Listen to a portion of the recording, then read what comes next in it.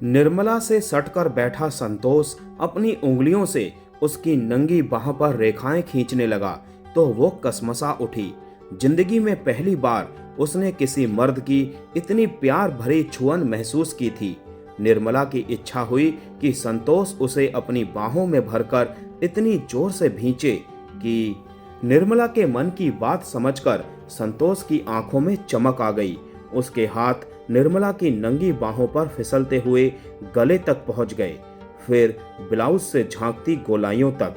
तभी बाहर से आवाज सुनाई पड़ी, दीदी चाय बन गई है। संतोष हड़बड़ाकर निर्मला से अलग हो गया, जिसका चेहरा एकदम तमतमा उठा था, लेकिन मजबूरी में वो होंठ काट कर रह गई। नीचे वाले कमरे में छोटी बहन उषा ने नाश्ता लगा रखा था। चाय नाश्ता करने के बाद संतोष ने उठते हुए कहा, अब चलूं, इजाजत है? कल आऊंगा, तब खाना खाऊंगा। कोई बढ़िया सी चीज बनाना, आज बहुत जरूरी काम है, इसीलिए जाना पड़ेगा।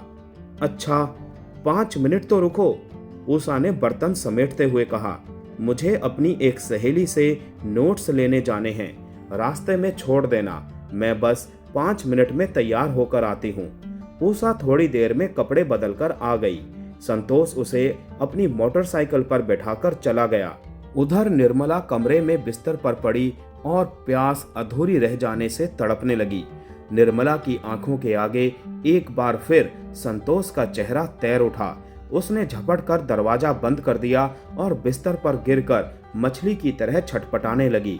निर्मला को पहली बार अपनी बहन उषा और माँ पर गुस्सा आया। माँ चाय नाश्ता बनाने में थोड़ी देर और लगा देती तो उनका क्या बिगड़ जाता। उषा कुछ देर और उसे ना बुलाती तो निर्मला को वो सब कुछ जरूर मिल जाता जिसके लिए वो कब से तरस रही थी। जब पिता की मौत हुई थी तब निर्मला 22 साल की थी। उससे बड़ी कोई और औलाद ना होने के चलते बीमार माँ और छोटी बहन उषा को पालने की जिम्मेदारी बिना कहे ही उसके कंधे पर आ पड़ी थी। निर्मला को एक प्राइवेट फर्म में अच्छी सी नौकरी भी मिल गई थी। उस समय उषा 10वीं जमात के इम्तिहान दे चुकी थी, लेकिन उसने धीरे धीरे आगे पढ़कर बीए में दाखिला लेते समय निर्मला से कहा था, दीदी माँ की दवा में बड़ा पैसा खर्च हो रहा है, तुम अकेले कितना बोझ उठाओगी? मैं सोच रही हूँ कि 2-4 ट्यूशन कर लूँ तो 2-3 हजार रुपए बड़े आराम से निकल जाएंगे, जिससे मेरी पढ़ाई के खर्च में मदद हो जाएगी। तुझे पढ़ाई के खर्च की क्यों चिंता हो रही है? मैं कमा रही हूँ ना, बस तू पढ़ती जा, निर्मला बोली थी। अब निर्मला 30 साल की होने वाली है। 1-2 साल में उषा भी पढ़ लिख कर ससुराल चली जाएगी तो अकेलापन पहाड़ बन जाएगा। लेकिन एक दिन अचानक मौका हाथ आ लगा था तो निर्मला की सोई इच्छाएं अंगड़ाई लेकर जाग उठी थी। उस दिन दफ्तर में काम निपटाने के बाद सब चले गए थे। निर्मला देर तक बैठी कागजों को चेक कर रही थी। संतोष उसकी मदद कर रहा था। आखिरकार रात के 10 बजे फाइल समेट कर वो उठी तो संतोष ने हंसकर कहा था, इस समय तो ऑटो रिक्शा या टैक्सी भी नहीं मिलेगी, चलिए मैं आपको मोटरसाइकिल से घर तक छोड़ देता हूँ। निर्मला ने भी कहा था, ओ एडवांस में शुक्रिया। निर्मला को उसके घर के सामने उतारकर संतोष फिर मोटरसाइकिल स्टार्ट करने लगा तो उसने हाथ बढ़ाकर हैंडल थाम लिया और कहने लगी, ऐसे कैसे जाएंगे? घर तक आए हैं तो कम से कम 1 कप चाय। हाँ चाय चलेगी, वरना घर जाकर भूखे पेट ही सोना पड़ेगा। रात भी काफी हो गई है। मैं जिस होटल में खाना खाता हूँ अब तो वो भी बंद हो चुका होगा। आप होटल में खाना खाते हैं? और कहाँ खाऊंगा? क्यों, आपके घर वाले?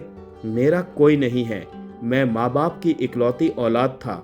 वे दोनों भी बहुत कम उम्र में ही मेरा साथ छोड़ गए। तब से मैं अकेला जिंदगी काट रहा हूँ। संतोष ने बहुत मना किया, लेकिन निर्मला नहीं मानी थी।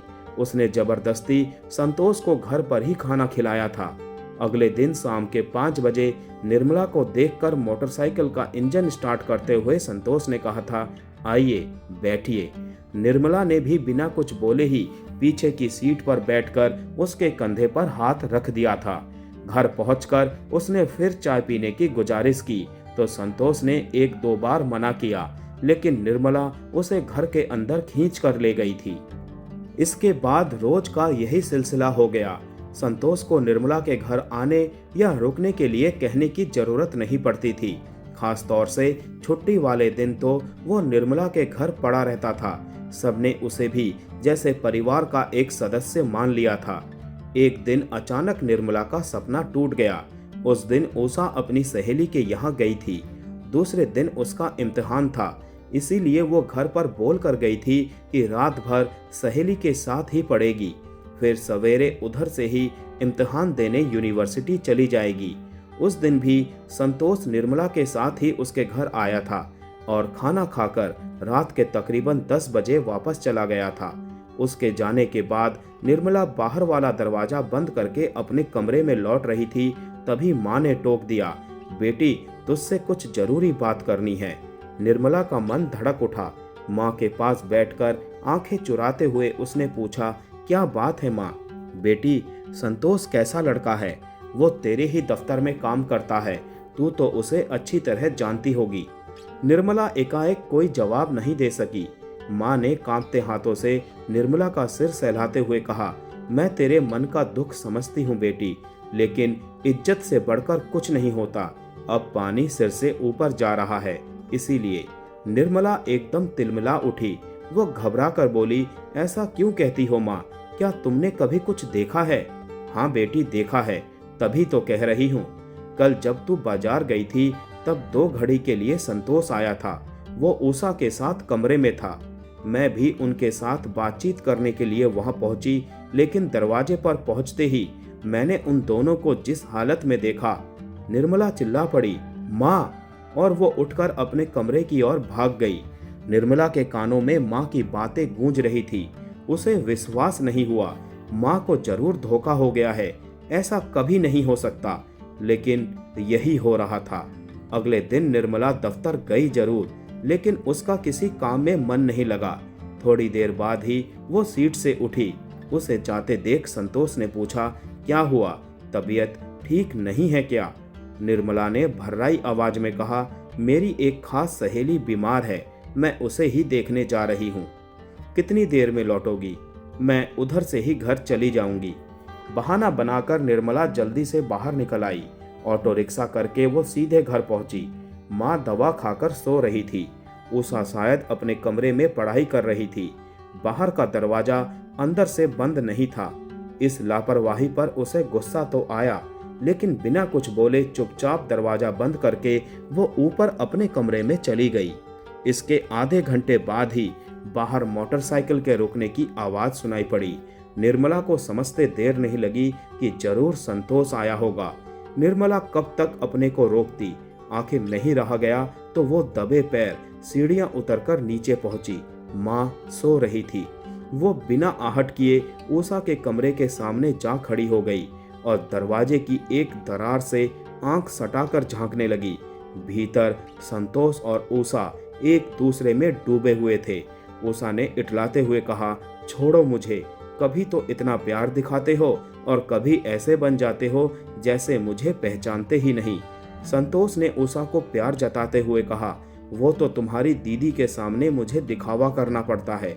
उषा ने हंसकर कहा, बेचारी दीदी कितनी सीधी है, सोचती होगी कि तुम उनके पीछे दीवाने हो। संतोष उषा को प्यार करता हुआ बोला, दीवाना तो हूँ, लेकिन उनका नहीं, तुम्हारा। कुछ पल के बाद वे दोनों वासना के सागर में डूबने उतराने लगे। निर्मला होंठों पर दांत गड़ाए अंदर का नजारा देखती रही।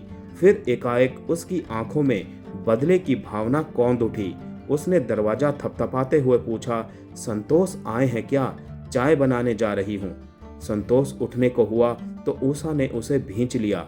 रुको संतोष, तुम्हें मेरी कसम, पागल हो गई हो? दरवाजे पर तुम्हारी दीदी खड़ी है। और संतोष जबरदस्ती उठकर कपड़े पहनने लगा। उस समय उषा की आंखों में प्यार का एहसास देखकर एक पल के लिए निर्मला को अपना सारा दुख याद आया। माँ के कमरे के सामने नींद की गोलियां रखी थी। उन्हें समेटकर निर्मला रसोई घर में चली गई।